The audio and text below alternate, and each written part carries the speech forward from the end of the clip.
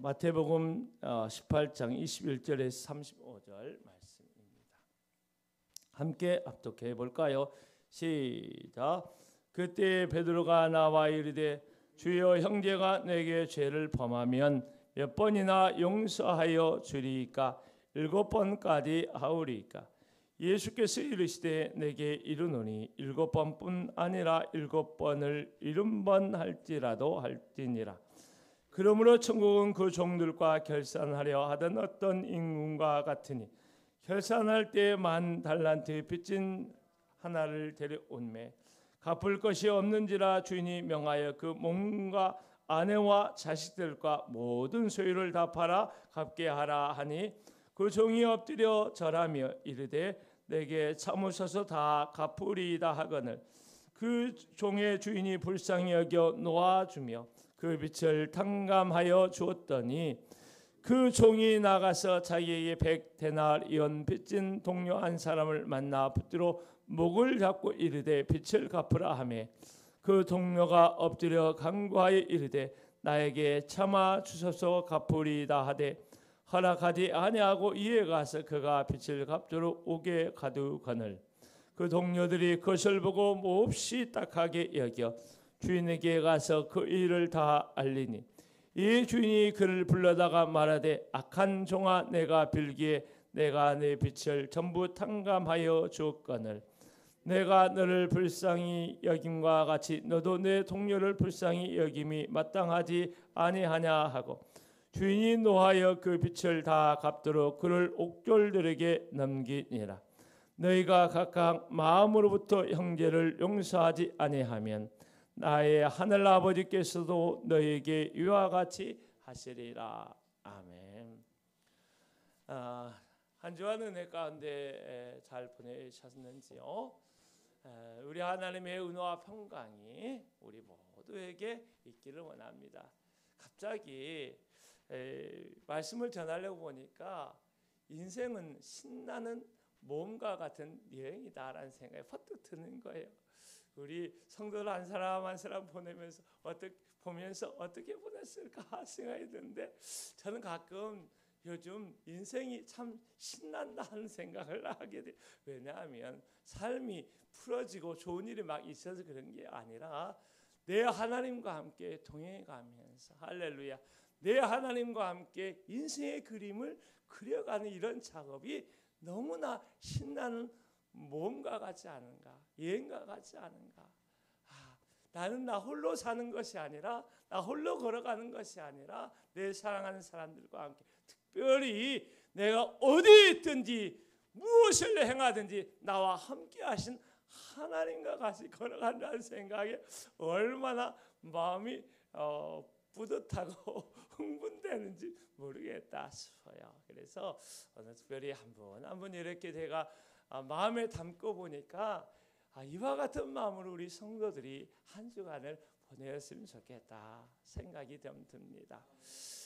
오늘 말씀은 따라서 해볼까요? 계속해서 용서하라.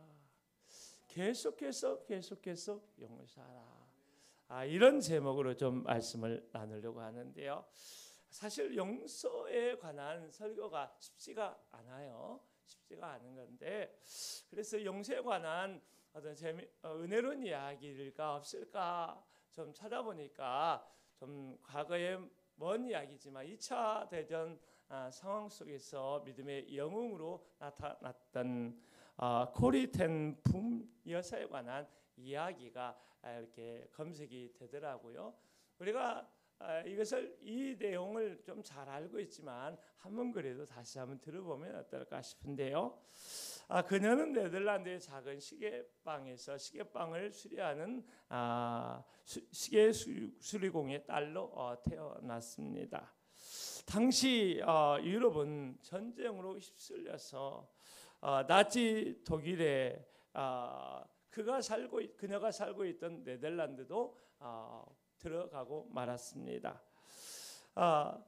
그에 따라서 유대인 말살 정책에 의해서 네덜란드에 살고 있는 유대인들이 강제 수용소에 끌려가게 됐는데 우리 어린 코리가 어린 코리 좀 성장했던 코리덴 여사였던 것 같아요. 우연히 이 도망녀된 한 유대인을 발견하고 집에 숨겨두게 된 그런 일이 있었어요.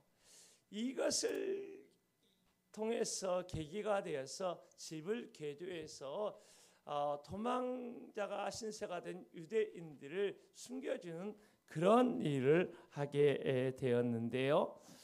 그만 나치 독일에 발각되어서 아버지, 자기 친언니 그리고 자기가 악명 높은 라벤스부르크라고 하는 강제 수용소에 가서 생활하게 되었습니다. 그런데 다른 가족들은 수용소 생활을 견디지 못하고 코리덴붐 여사는 이 행정착오 숫자를 잘못 기록하는 행정착오로 말미암아 석방이 되는 그런 기적의 역사가 있었습니다. 이제 2차 세계대전이 끝난 후에 독일 뮌헨에서 이 코리덴붐 여사는 하나님의 놀라운 사랑과 은혜와 용서에 그리고 회복에 대한 메시지를 설교를 전하고 내려왔습니다. 사람들이 그녀의 감동적인 설교에 박수를 치면서 악수를 많은 사람들이 청했습니다. 코리덴붐 여사가 많은 사람들을 악수해 가면서 갑자기 그녀의 혈관이 얼어붙는 충격적인 사람과의 만남을 갖게 되는데요. 바로 라벤스부르크 강제 수용소에서 수감되어 있을 때 여성의 성적 수치감을 안겨주었던 악명 높은 그 나치 간수 그 남자를 만난 것입니다. 그 남자가 그녀에게 손을 내밀며 악수를 용서와 화해 악수를 청하게 되었던 것입니다. 화해 악수를 청하는 그 남자의 손을 바라보면서 코리덴붐 여사는 수용소에서 죽어간 그의 아버지, 그의 언니의 얼굴이 떠올랐습니다. 도저히 용서할 수 없는 끓어오르는 분노와 적개심으로 순간적으로 온몸이 멈춰서 서게 되었습니다. 그때 오 하나님, 제가 말한 대로 행하게 하옵소서라고 하는 기도를 하나님 앞에 올리게 되었는데, 그때 성령의 놀라운 역사를 이 코리덴붐 여사가 그 순간적으로 경험하게 되면서 용기를 내어 그 남자의 손을 잡고 화해와 용서의 시간을 보내게 되었습니다. 이것은 너무나 감동적인 사건이어서 많은 사람들 속에 회자되는 놀라운 아름다운 은혜의 이야기입니다.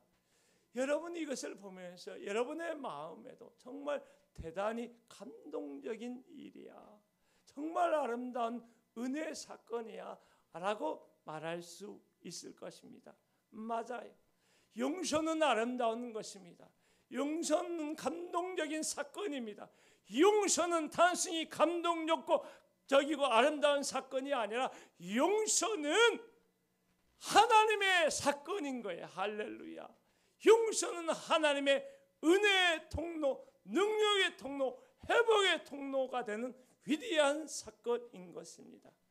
그런데 이 용서가 다른 사람의 이야기일 때는 우리가 편하게 그와 같이 고백하고 받아들일 수가 있는데, 내가 용서해야 하는 당사자가 되었을 때 그것은 아름다운 사건도 아니고 감동적인 사건도 아니고, 그것은 하나님의 은혜의 통로라고 쉽게 아멘으로 받아들일 수 없는 끔찍한 일일 수도 있는 것입니다. 그래서 누군가는 어떤 사람을 용서하기보다는 용서하지 않는 고통을 짊어지고 일평생을 살아가기로 선택한 사람들도 많이 있는 것입니다. 그렇다면 오늘 이 시간 여러분을 한번 생각해 보십시오. 여러분은 누군가의 용서를 애타게 기다리는 그 사람의 얼굴이 기억나십니까? 아니면 여러분은 누군가를 용서해야 되는데 용서하지 않은 채 용서하지 못한 고통을 짊어지고 이 시간들을 보내고 있지는 않습니까? 사랑하는 성도 여러분, 오늘 본문의 말씀은 예수님께서 교회 공동체의 내적인 관계에 대하여 주시는 마지막 말씀입니다. 우리가 지난번 말씀은 죄를 범한 형제의 회복을 위해서 교회가 징계의 엄중한 사역을 감당해야 한다라고 말씀하셨습니다. 그런데 그 형제가 진심으로 회개하고 용서를 구할 때 교회는 어떻게 해야 하는가에 대한 문제를 가지고 주님 앞에 질문하는 베드로의 질문이 있는 거지요. 그때 어떻게 해야 된다고 주님께서 가르치고 있느냐면 무제한적인 용서, 계속해서 무제한적으로 용서해야 한다라고 하는 것이 예수님의 가르침의 요약이지요. 오늘 본문의 말씀은 이 말씀을 세 단락으로 우리가 전할 수 있게 되는데요. 첫 번째 단락은 21절과 22절의 말씀에서 계속해서 용서하라는 무제한적인 용서의 가르침을 주시고 있고요. 두 번째 단락은 왜 그렇게 용서의 삶을 살아가야 하는지 1만 달란트 빚진 자의 비유를 통하여 예수님께서 쉽게 우리에게 이해할 수 있도록 그 비유를 연극의 막이 있는 것처럼 세막의 연극처럼 이와 같이 우리에게 보여주고 있고 35절로 세 번째 단락은 이제 용서에 대한 결론의 말씀을 주시고 있다 볼 수 있습니다. 사랑하는 성도 여러분, 죄를 범한 형제가 회개할 때 그 사람을 용서함으로 교회 공동체가 함께 회복을 경험해야 합니다. 그런데 문제는 어디에 있느냐면 회개하고 용서를 구하는 사람이 허식으로 모양만 그럴듯하게 하면서 용서해달라고 요청했을 때의 문제가 있고, 또 하나는 마음으로 회개했다 할지라도 다시 반복해서 잘못된 삶의 방식으로 돌아갈 수도 있는데, 그런 사람들이 있을 경우 교회는 그의 한 사람이지만 굉장히 부정적인 영향의 강도가 크기 때문에 교회 온 성도들이 힘들어요. 굉장히 힘들어요. 그래서 이 사람을 용서해도 소용이 없는데 왜 또 용서해야 하는가에 대한 딜레마에 빠질 수가 있다는 것입니다. 이러한 문제를 생각하고 베드로는 21절에서 이와 같이 말씀하고 있는데요. 우리 함께 읽어보죠. 시작. 그때 베드로가 나와 이르되 주여, 형제가 내게 죄를 범하면 몇 번이나 용서하여 주리까? 7번까지 하오리까? 라고 예수님께 지금 질문하고 있는데요. 베드로의 질문을 이해하기 위해서는 유대교적인 배경을 우리가 살펴보아야 합니다. 구약 성경에서 용서는 피 흘림을 통하여 용서를 말씀하신 하나님으로부터 용서가 시작이 되었어요. 그런데 하나님께서 피 흘리는 것을 통하여 용서한다 할지라도 그 벌을 완전히 면해주지 않았습니다. 아버지의 악행을 자손 3, 4대까지 보응하신다 말씀하신 것이죠. 따라서 유대인의 가르침에 기초한 용서는 3번으로 축하하라고 보았던 것입니다. 유대 랍비들도 1번, 2번, 3번까지는 용서하되 4번째는 용서하지 말라 이와 같이 말하고 있는 것입니다. 그런데 베드로의 질문은 이러한 배경 속에, 이러한 흐름 속에서 나는 7번까지 좀 용서를 할 텐데, 해야 하는데, 하면 좋겠는데, 이것은 7이라고 완전한 숫자잖아. 그래서 7번 의미하는 것은 7번 정도 하면 완전한 용서하는 건데, 이렇게 하면 어떻습니까? 이렇게 물어본 거죠. 하지만 베드로는 보통 사람들이 3번 용서하는 끝나는데 우리는 7번 용서하면 잘한 것 아닙니까? 라고 칭찬하는 예수님의 칭찬의 말을 듣고 싶어 했는지도 모른다는 생각이 들어요. 22절에서 예수님께서 어떻게 대답하셨을까? 같이 한번 읽어볼까요? 시작. 예수께서 이르시되 내게 이르노니 7번뿐만 아니라 7번을 70번까지 할지니라 라고 말씀하고 있는데요. 490번까지 용서하라 라고 하는 문자적 의미가 아니고 490번까지 용서하고 그 다음에는 보복해도 된다는 소리가 아니고 무조건적으로 무제한적으로 용서하라는 말씀을 강조해서 이와 같이 말씀하고 있는 것입니다. 그래서 계속해서 용서하라는 말씀을 예수님께서 오늘 여기서 하고 있는 것입니다. 그런데 오늘 우리가 이 말씀을 들어가면서 우리가 주의해야 할 것이 한 가지 있는데요. 계속해서 무제한적으로 용서하라는 것은 불의를 눈감아주고 불의와 타협하라는 말이 아니라고 하는 것입니다. 예수님께서 이와 같이 용서의 가르침을 주고 있는 것은 용서를 통해서 악을 악으로 갚는 보복의 순한 고리를, 이 악한 고리를 끊어내라 하는 것입니다. 더 나아가서 다른 사람을 용서함으로 무제한적으로 우리를 용서하시는 하나님의 놀라운 사랑을 드러내라고 하시는 말씀인 것입니다. 사랑하는 성도 여러분, 그런데 무제한적으로 용서라는 이 말씀을 우리가 접하게 되면서 예기치 않은 당황하게 되는 요소들이 좀 있어요. 우리가 반복해서 용서해야 할 상황이 발생했을 때 이 사람이 반복해서 죄를 짓고 있다는 것은 이 사람이 회개하지 않는 사람이라고 볼 수 있는데, 그렇다면 용서해도 아무런 의미가 없는 거 아닌가라고 하는 문제가 있습니다. 두 번째는 우리가 과연 예수님께서 말씀하신 대로 교회 공동체 안에서 계속해서 무제한적인 용서를 할 수 있는 능력이 우리 안에 있는가? 과연 우리가 그와 같이 살아낼 수 있을 것인가? 라고 하는 질문을 할 수가 있는 것이지요. 그것은 어찌 보면 불가능하다는 생각을 할 수 있어요.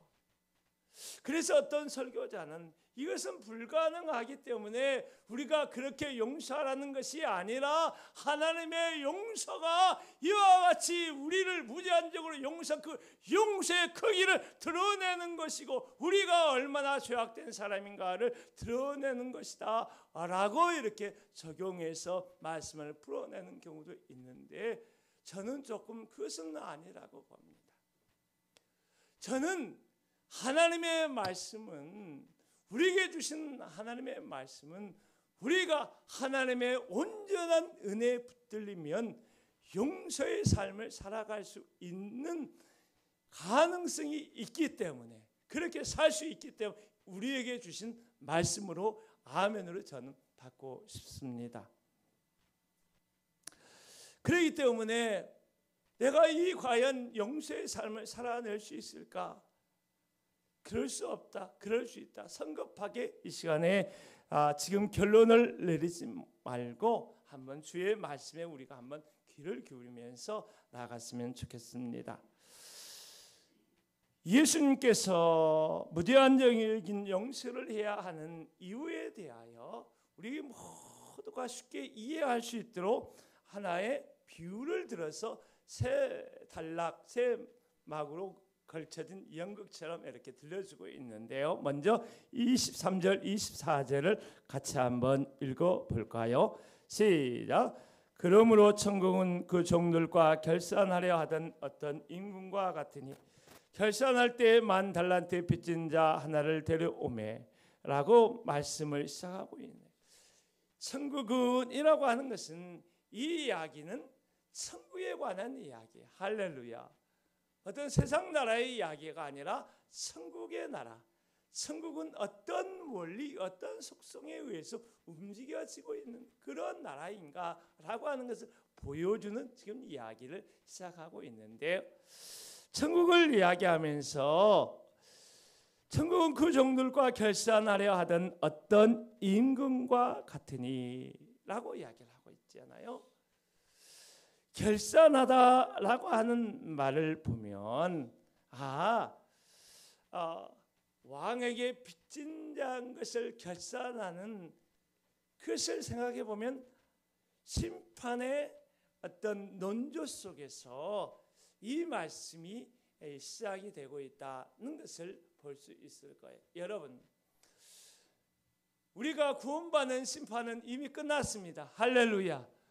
예수 그리스도를 믿을 때 1차적인 심판이 된 거예요. 그런데 행위의 심판은 마지막 때에 남아 있는 거예요. 할렐루야. 이것을 우리가 기억하면서 그 심판의 빛 아래서, 종말의 빛 아래서 오늘 내가 어떻게 삶을 살아가야 할 것인지를 늘 깊숙이 생각해 보면, 깊게 생각해 보면서 우리가 오늘을 살아가야 할 것입니다. 그런데 왕이 결산할 때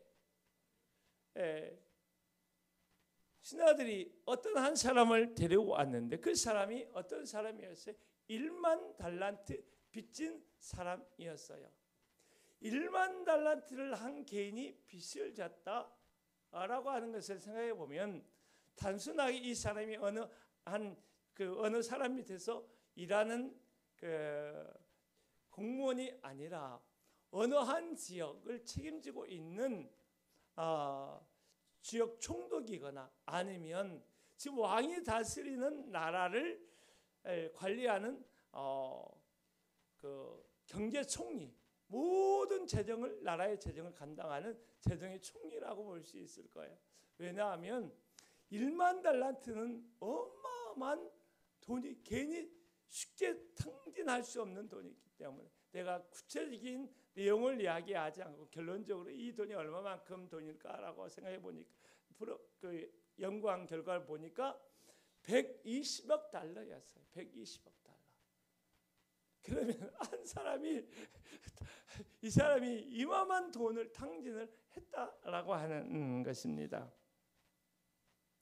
자, 25절 27절 말씀 보세요. 이런 사람이 왔는데 보셔요. 시작. 갚을 것이 없는지라 주인이 명하여 그 몸과 아내와 자식들과 모든 소유를 다 팔아 갚게 하라니 그 종이 엎드려 절하며 이르되 내게 참으셔서 다 갚으리이다 하거늘 그 종의 주인이 불쌍히 여겨 놓아 보내며 그 빚을 탕감하여 주었더니 라고 말씀하고, 종은 이걸 다 탕기돼 버려 돈이 없었어요. 빈털털이었어요. 도저히 빚을 갚을 길이 없었어요. 그래서 왕이 너도 너의 가족도 너의 자녀도 네 가진 모든 것을 다 팔아서 갚고 너는 감옥에 가야 된다, 이렇게 편결을 했어요.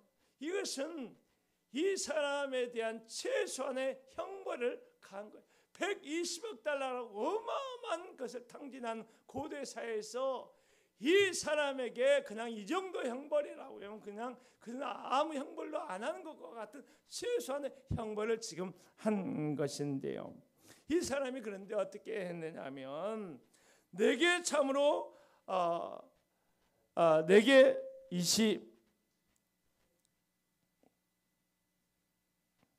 내게 참으셔서 다 갚으리이다. 내게 참아주셔서 내가 갚으리이다. 이 말을 하고 있어요. 내게 참아달라고 갚겠다고 하는, 여러분 이 돈은 갚을 수 있는 돈일까요? 아닐까요? 도저히 갚을 수 없는 돈이에요. 그런데 내게 참아달라고, 나를 좀 봐달라고 이렇게 하면서 내가 갚겠다고 이렇게 하는 것은 사실상 거짓말이고 애원이고 허세인 거죠. 다급한 나머지 자신과 가족들을 노예로 팔아 뿔뿔이 흩어지게 하지 말아달라고 호소하고 있는 것입니다. 그런데 왕이, 임금이 어떻게 했습니까? 그를 불쌍히 여겨서 감옥에 두지 않았습니다. 그의 가족을 노예로 팔지 않았습니다. 120억 달러가 되는 어마어마한 돈을 그냥 재료로 만들어주며 탕감시켜 주었습니다. 이 종이 마땅히 받아야 될 징벌을 내리지 않은 것이고, 종이 도저히 갚을 수 없는 빚을 탕감해 준 것입니다. 여러분 여기에서 용서와 관련돼서 한번 생각해 보십시오. 용서받을 수 없는 엄청난 빚을 탕감받은 것은 우리라고 하는 것입니다. 여기에서 말하는 1만 달란트 빚진 자는 다른 사람이 아니라 우리라고 하는 것을 예수님께서 이야기하고 있는 것입니다. 죄의 빚은 우리의 어떠한 행위로도, 어떠한 공로로도, 어떠한 의로도 탕감받을 수 없는 빚인 거예요. 그런데 우리 하나님께서 우리를 긍휼히 여겨주셔서 죄의 형벌로부터, 할렐루야, 우리를 자유롭게 해주셨습니다. 죄가 요구하는 죽음의 대가를 자신이 친히 십자가에 감당하심으로 우리를 용서해 주신 것입니다. 그러므로 진정 용서의 삶을 어떻게 살아야 할까요? 라고 우리가 질문했을 때, 십자가 앞으로 가지 않으면 용서의 삶을 살아낼 수 없음을 여기에서 분명히 하고 있는 것입니다. 예수 그리스도의 십자가의 용서의 은혜의 깊이와 능력을, 사랑을 체험하지 못한 사람은 온전한 용서의 삶을 살아낼 수 없다라고 하는 것을 볼 수 있는 것입니다. 예수님께서 이야기의 두 번째 막을 열고 28절에 이야기를 하시는데요, 우리 한번 읽어보죠. 시작. 그 종이 나가서 자기의 100데나리온 빚진 동료 한 사람을 만나 붙들러 목을 잡고 이르되 빚을 갚으라 하매, 우리 120억 달러의 어마어마한 돈을 탕감받은 이 사람은 밖에 나갔어요. 그래서 100데나리온의 빚을 빚진 자를 만났어요. 100데나리온 3달 100일 동안 일해서 번 돈이죠. 달러로 말하면 한 4,000달러 정도 아마 되지 않을까 생각하는데요. 120억 달러의 빚에 의하면 4,000달러는 이건 아무것도 아닌 거예요. 그런데 이 종은 이 사람에 대해서 어떻게 했습니까?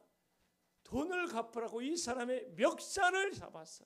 이 사람에게 폭력을 행사한 것이고, 우리 한번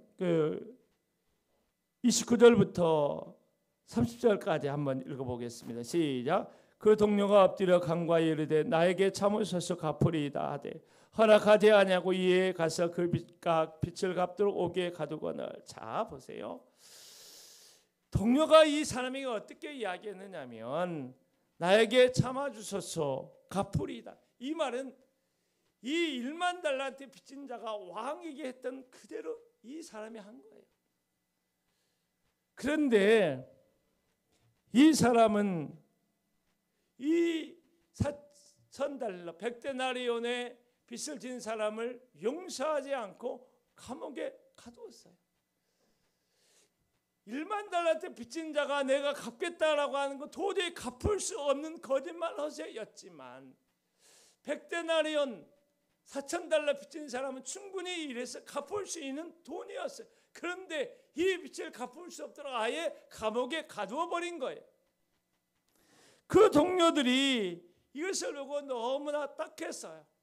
그래서 이 사실을 이 왕에게 그대로 알린 거지요. 우리 31절부터 34절 한번 보세요. 시작. 그 동료들이 그것을 보고 몹시 딱하게 여겨 주인에게 가서 그 일을 다 알리니 이 주인이 그를 불러다가 말하되 악한 종아 내가 별기에 내가 내 빚 전부를 탕감하여 주었거늘 내가 너를 불쌍히 여김과 같이 너도 내 동료를 불쌍히 여김이 마땅하지 아니하냐 하고 주인이 노하여 그 빚을 다 갚도록 그를 옥졸들에게 넘기니라. 왕이 불러서 이 사람을 악한 종이라고 불렀어요. 왕이 불러서 이 사람을 악한 종이라고 불렀어요. 여러분 왜 악한 종이라 불렀을까요?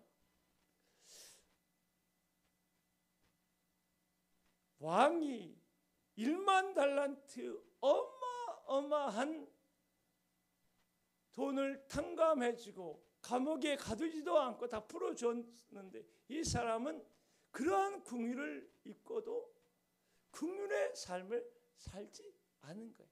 이 작은 사소한 것을 용서하고 긍휼을 베풀지 아니한 것이요. 어찌 보면 왕이 이 사람에게 1만 달란트의 빚을 탕감해 준 것은 너도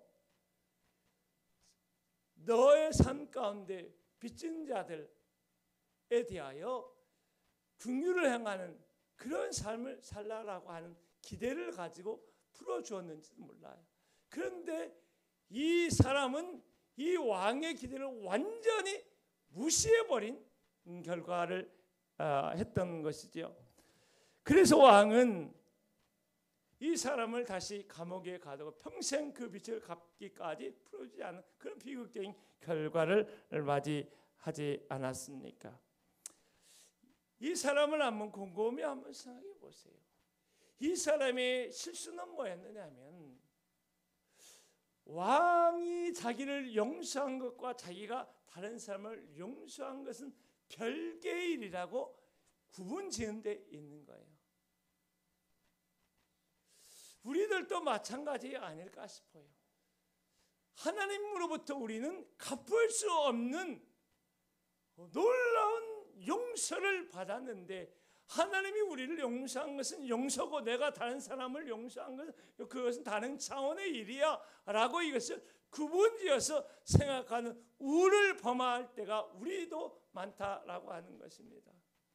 그런데 하나님께 용서받은 것과 우리가 다른 사람을 향하여 용서의 삶을 살아가야 하는 것은 결코 분리할 수 없는 연결점을 가지고 있다는 사실을 우리가 알아야 할 것입니다. 35절을 한번 읽어보세요. 시작. 너희가 각각 마음으로부터 형제를 용서하지 아니하면 나의 하늘 아버지께서도 너희에게 이와 같이 하시리라. 하나님의 용서와 우리의 용서가 긴밀하게 연관되어 있다라고 하는 것을 너무나 명확하게 예수님께서 말씀하고 있는 것입니다. 그런데 여기서 생각해야 될 적어도 두 가지 지점이 있어요. 첫 번째는 너희가 각각 마음으로부터라고 하는 것은 용서는 뭐냐면 공동체적인 용서도 있지만 특별히 각 개인의 용서, 각 사람이 용서해야 된다라고 하는 것을 이야기하고 있는데요. 특별히 마음으로부터 용서한다라고 하는 것을 우리가 생각해 보면 이 마음의 용서는 쉽게 되지가 않아요. 그렇기 때문에 마음의 용서는 뭐냐면 시간이 필요로 하는 거예요. 그래서 왜 너 빨리 용서하지 않아? 라고 윽박지르듯 주위 사람들이 해서는 안 된다라고 하는 것입니다. 두 번째, 다른 사람을 용서하는 것이 하나님의 용서를 받을 조건이 되지 않는다라고 하는 것이. 다시 쉽게 풀어보면 다른 사람을 용서하는 것이 우리의 구원의 조건이 될 수 없다라고 하는 것입니다. 우리가 다른 사람을 용서하는 것은 어떤 의미가 있느냐 하면 우리가 하나님의 용서함을 받았다라고 하는 것을 증명해가는 삶의 여정이다 볼 수 있을 거예요. 자, 말씀을 마무리하려고 합니다. 사랑하는 성도 여러분, 우리가 누군가를 용서한다 하지만 아무리 용서해도 우리의 마음에 상처가 여전히 남아서 아프고 힘들 때가 참 많습니다. 용서한다고 하지만 그 고통스러운 기억은 우리의 기억 속에 사라지지 않는 것이에요. 그러나 오늘 말씀을 아멘으로 받는다면 용기를 가지고 주의 말씀처럼 용서의 삶을 살기로 결단할 수 있기 바랍니다. 용서해야 새롭게 시작할 수 있고 용서해야 우리가 제대로 된 삶을 살아갈 수 있습니다. 우리가 용서의 삶을 살아갈 때 나를 용서하신 하나님의 용서가 얼마나 놀랍고 위대한 것인지를 우리가 체감할 수 있게 된다는 것입니다. 그러므로 특별히 용서를 위하여 연습을 해 보십시오. 쉽게 용서가 되지 않기 때문에 용서도 연습이 필요하고 용서도 시간이 필요한 것입니다. 여러분, 누구를 용서할 때 오히려 가해자가 용서하는 우리를 조롱할 수도 있습니다. 또 우리가 용서했을지라도 그 사람이 쉽게 변화되지 않을 수도 있습니다. 그럼에도 불구하고 우리가 용서하는 것은 우리의 용서를 통하여 가해자가 변화되기 때문이 아니라 우리가 하나님의 용서받은 죄인들이기 때문입니다. 그리고 우리는 앞으로 계속 죄를 짓고 죄를 먹고 마시면서 끊임없는 하나님의 용서를 필요로 하기 때문에 우리는 용서의 삶을 살아가야 할 것입니다. 괜찮아요, 사모님? 괜찮아요. 신경 쓰지 마세요. 특별히 우리가 용서의 삶을 어떻게 살아갈 수 있을까요? 성령으로 말미암아 가능하게 되는 거예요.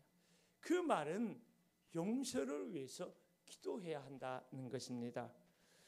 용서를 위한 끊임없는 기도가 있을 때만이 우리가 용서의 삶을 살아내는 것입니다.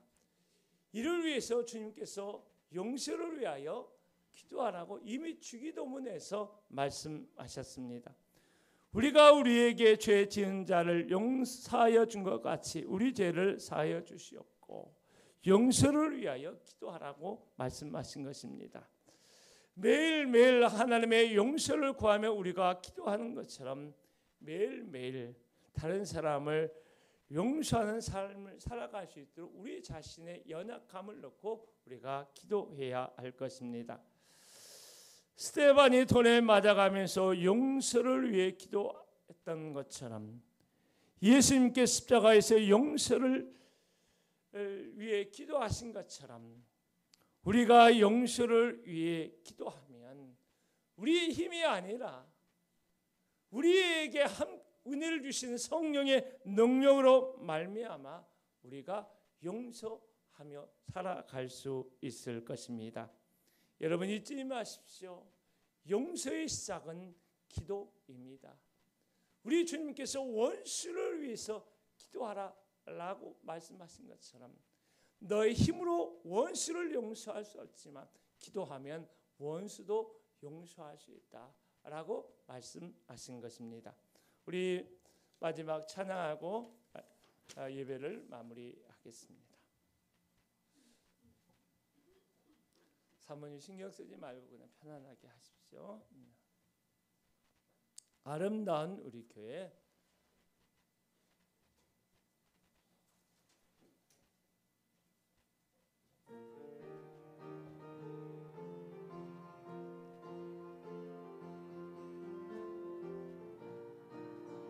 어둡고 냉랭한 이 땅 위에 밝은 등불을 비추며 참된 진리를 가르치는 아름다운 우리 교회요. 오 캄캄캄캄 다 오라고 부르도다. 모두 다 같이 가보세. 참된 진리를 가르치는 아름다운 우리 교회요. 저 언덕 위에 아름다운 우리 교회가 서 있네. 어린 내 시절 영다웁다 사랑한 우리 교회요. 오 캄캄캄캄 다 오라고 부르도다. 두 다 같이 가보세.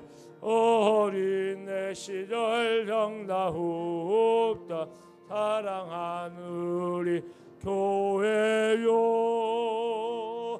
주일 아침에 교회에서 맑은 종소리 울리네. 모두 주님께 돌아오라. 속삭이던 멀리 퍼지네. 오 캄캄캄캄 다 오라고 부르도다. 모두 다 같이 가보세. 모두 주님께 돌아오라. 속삭이던 멀리 퍼지네. 사랑하는 여러분 가운데 용서받지 못한 고통이 있습니까? 아니면 용서하지 못한 고통이 있습니까?